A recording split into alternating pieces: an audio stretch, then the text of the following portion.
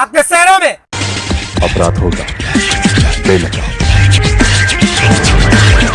आपके गलियों में बढ़ता जा रहा क्राइम, महिलाओं में हो रहा अत्याचार, वो करने की कोशिश की, रास्ते पे हो रहे खून और भ्रष्टाचार। मैं Ramji Parasnath Tripathi, staff crime TV news sub editor. मैं इस्माइल बाटलीवाला साहब के घर पे आया हूँ।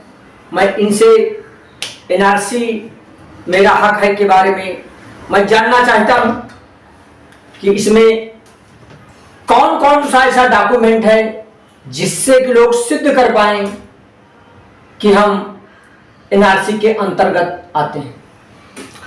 त्रिपाठी जी नमस्कार। आपके व्यूअर को भी शुक्रिया अदा कर रहा हूँ, आपके चैनल को भी शुक्रिया अदा कर रहा हूँ।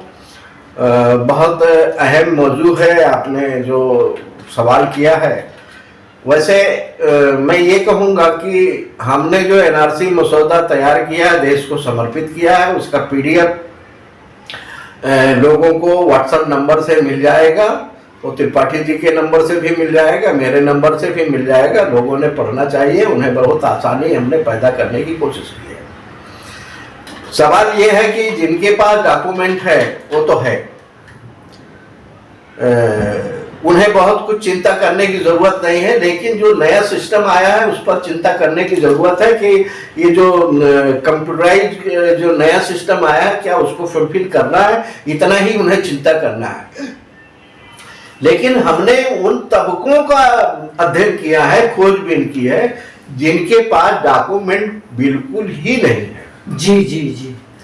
जैसे कि एक बड़ा समाज है, वैसे अगर घूमेंगे तो घूमने वाले तबके बहुत हैं। बंजारा समाज है, कभी इधर है, कभी उधर है, कभी उधर है, कभी उधर है, कभी महाराष्ट्र में है, कभी उत्तर प्रदेश में, कभी गुजरात में, कभी आपके गांव, कभी हमारे गांव। एक बड़ा तबका ये है। जब उसका देश ही पूरा ये है तो डॉक्यूमेंट उनके पास भी नहीं है। दूसरा जो सबसे बड़ा डॉक्यूमेंट एक बड़ा तबका है, जो नागा साधु हमारे यहाँ पाए जाते हैं। जी हाँ, ध्यान दीजिएगा, यस यस यस, समझेगा। हाँ। नागा साधु के पास तो उनके पास कपड़े नहीं है, अब उनसे आप डॉक्यूमेंट की उम्मीद करते हो? अब अगर आप त्रिपाठी जी, आप एनआरसी के अधिकारी हो और नागा लोगों का आप अगर फॉर्म भरने जाएंगे तो क्या डॉक्यूमेंट मिलने वाला है? कुछ भी नहीं मिलेगा उनके पास, कुछ भी नहीं मिलेगा। तो अगर डॉक्यूमेंट एक कागज का टुकड़ा नहीं मिला तो इसका मतलब वो इस देश का नागरिक नहीं हो सकता। ये सवाल इस एनआरसी के अंदर, इस मसौदे के अंदर जा रहा है। उसका भी एनआरसी होगा, उसे भी सर्टिफिकेट मिलेगा, एनआरसी कार्ड मिलेगा, उसका प्रावधान भी इसके अंदर है। अब रही बात डॉक्यूमेंट की, डॉक्यूमेंट की सीमा हमने अनलिमिटेड मांग की है। जी अच्छा, समझेगा? जी हाँ। 10-5 डॉक्यूमेंट से ये देश नहीं हो पाएगा। हाँ हाँ। किसी के पास राशन कार्ड है और किसी के पास नहीं है, नहीं।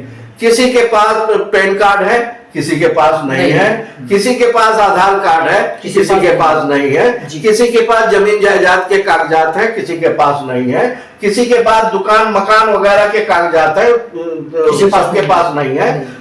तो इसका मतलब अगर हम लिमिटेड इसको कर देते हैं 2-5 डॉक्यूमेंट, तो फिर इसमें से देश का बहुत बड़ा तबका जो है वंचित रह जाएगा और उससे तो फायदा नहीं मिल पाएगा, नागरिक नहीं हो पाएगा। तो हमने इसमें अनलिमिटेड की बात की है। अनलिमिटेड ये जिसके पास जो भी डॉक्यूमेंट है, चाहे उसके पास पैन कार्ड हो या आधार कार्ड हो, हम तो ये कह रहे हैं कि बर्थ सर्टिफिकेट की भी जरूरत नहीं है। पुराने जमाने में मेरा खुद का बर्थ सर्टिफिकेट नहीं है, हमारे वालिद साहब का भी नहीं है, लेकिन जो डेथ सर्टिफिकेट तो है। जी जी जी जी, हाँ। मृत्यु प्रमाण पत्र, मृत्यु प्रमाण पत्र है, समझेगा? वो प्रमाण पत्र भी माना जाना चाहिए। अगर मेरे पिताजी का मृत्यु प्रमाण पत्र है, समझेगा, तो मैं उनकी औलाद हूं, और जब उनकी औलाद हूं तो उनके आसमान से तो टपका नहीं है। इन तमाम बारीकियों का ख्याल किया गया है। छोटे छोटे कागजात की बात करी है हमने। हमारा ये लाइन है कि अगर आप पर कोई केस हो गया है जी, पुलिस केस हो गया, पुलिस या प्राइवेट कंपनी तो नहीं है, नहीं सरकारी है। अगर आपके कोई विवाद कहीं चल गए हैं, कहीं आपने दंड भर दिया है, आप गाड़ी से रोड पर जा रहे हैं, आपसे गलती हो गई, आपने सिग्नल क्रॉस कर दिया और आपकी गाड़ी का चालान हो गया, आपने वहां पर दंड भरा है, इस तरह के सारे डॉक्यूमेंट को हमने इसमें शामिल करने की बात की है कि ये सारे डॉक्यूमेंट की मान्यता होनी चाहिए। ये सारे डॉक्यूमेंट हमारे भारत सरकार के हैं, किसी प्राइवेट कंपनी के नहीं है। इसलिए इसको अनलिमिटेड कहा, जो जिसके पास है। बस देखना हमें यह है कि हमारी सरकार का है या नहीं है। अगर हमारी सरकार का है तो उस एक डॉक्यूमेंट की मान्यता देनी चाहिए। दूसरी चीज खास करके इसमें और भी हमने डिमांड की है कि एनआरसी एक बड़ा सब्जेक्ट है इस देश का और सबसे अहम सब्जेक्ट है, इसका मंत्रालय ही अलग होना चाहिए। जी हाँ, इसका मंत्रालय ही अलग होना चाहिए। होम मिनिस्ट्री का काम नहीं है। होम मिनिस्ट्री का काम कानून व्यवस्था बनाए रखने का है। वो तो डंडा छाप वाला है, वो तो बंदूक वाला, डंडे वाला है। चाहिए तो एनआरसी को लाना ही होगा। जी, इस एनआरसी को आज जो है गृह मंत्रालय के अंदर ये पाया जाता है, वो वहां से हटा के एनआरसी का मंत्रालय ही अलग से माना जाए और उसमें संजीदा लोगों के जो है ये भर्ती होगी तो वो अलग माइंडसेट का होगा। ये तो पुलिसिया डिपार्टमेंट है, ये तो क्राइम से रिलेटेड है। क्राइम की दुनिया में रहने वाला, उसकी ट्रेनिंग लेने वाला हमारी तुम्हारी नागरिकता दे पाएगा? वो तो चोर हो तुम नहीं चोर हो, ये उसको इल्म है, उसकी जानकारी है, उसकी ट्रेनिंग है। तो मैं नागरिक हूं या नहीं हूं ये उनकी समझ में नहीं आएगा। इसलिए हमने डिमांड की है कि जो है इसका मंत्रालय अलग होना चाहिए। दूसरा, हमने इस मसौदे में भारत सरकार को लीड लेने के लिए बात की है कि एनआरसी सिर्फ हमारे देश का मसला नहीं है, बल्कि ये मसला हमारे आसपास जितने 8 देश हैं, चाइना है, नेपाल है, पाकिस्तान है, बांग्लादेश है, भूटान है, बर्मा है और श्रीलंका है और हम हैं। हाँ। समझे साहब? ऐसा नहीं है कि वहां के लोग घुसपैठिए हमारे यहाँ आते हैं, हमारे भी लोग कहीं जाते हैं। इसका भी खुलासा उसमें किया है। श्रीलंका में बहुत बड़ी जंग हुई है, बहुत बड़ा मार काट हुआ है, हमारे लोग भी वहां पर गए हैं। हाँ। तो भारत सरकार ने यहाँ लीड लेना चाहिए और इस बड़े मसले को जो कोई यहाँ से वहां चले आया है, ये सरकारों ने मिलकर के आपस में बात करना चाहिए। उदाहरण के तौर पर अभी मैं एक ज्वलंत मुद्दा है, म्यांमार के लोग यहाँ पर आ रहे हैं, आए हैं। हाँ। शरणार्थी होकर आए हैं। एक सवाल था यहाँ नोएडा में, वहां पर मुझसे पूछा गया था, वो आपको मैं जोड़ रहा हूँ इसमें कि भाई वो लोग जो यहाँ पर घुसपैठिए हैं, क्या उन्हें भी नागरिकता मिल जाना चाहिए? हम उसमें सहमत नहीं है। लेकिन भारत सरकार को म्यांमार के लोगों को, आने वालों का भी प्रावधान उसमें रखा है कि भारत सरकार ने क्या करना चाहिए। भारत सरकार ने पूछना चाहिए वहां के लोगों से, भाई तुम्हारे लोग हमारे यहाँ क्यों आ रहे हैं, क्या दिक्कत है? तो वो पहले तो वह इंसान है, भारतीय है या नहीं है ये बाद में है, पहले वो इंसान है। और ये देश जो है हमारा बौद्ध का देश है, रामचंद्र का देश है, कृष्ण का है, महावीर का है, गुरु नानक का है, ईसा का है और मोहम्मद साहब का है। ये मानवता का देश है। पहले हमने अपना नजरिया देखना चाहिए।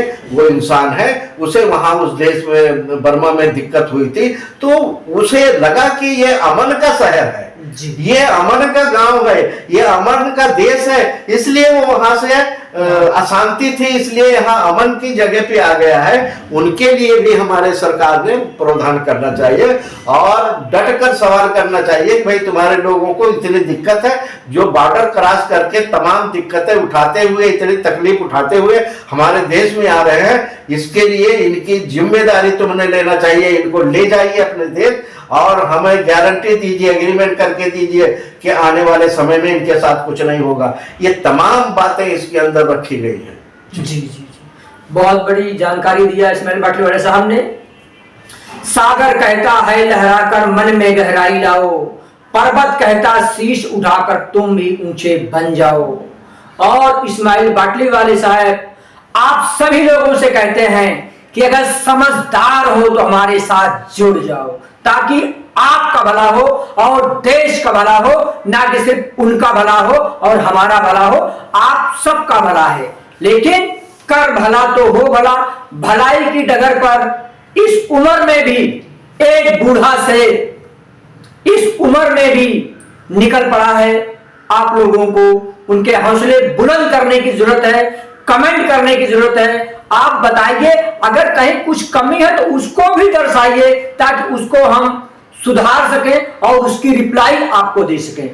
बाटलीवाला साहब आपको करोड़ों करोड़ बार धन्यवाद देता हूं कि इस उम्र में भी आपके चेहरे पर जो ताजगी है उससे साफ साफ झलकता है कि हमारे देश में कुछ न कुछ बदलाव निश्चित ही होने वाला है। जय हिंद, जय भारत, जय महाराष्ट्र। जय हिंद।